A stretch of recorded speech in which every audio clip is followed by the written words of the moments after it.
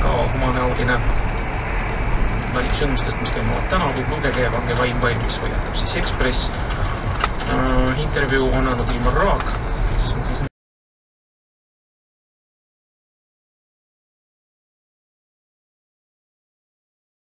siis kuni voolu väljalülitamisel on minimaalselt 1,5 kuud.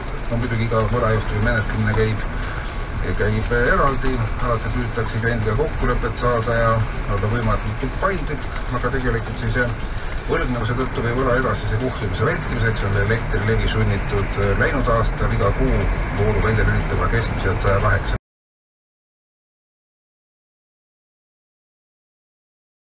Prantsuse keelt rohkem kui ma jeun joie, ma carvanet.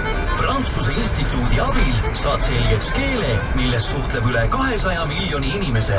Googelda Prantsuse instituut ja registreeru kursustele juba täna.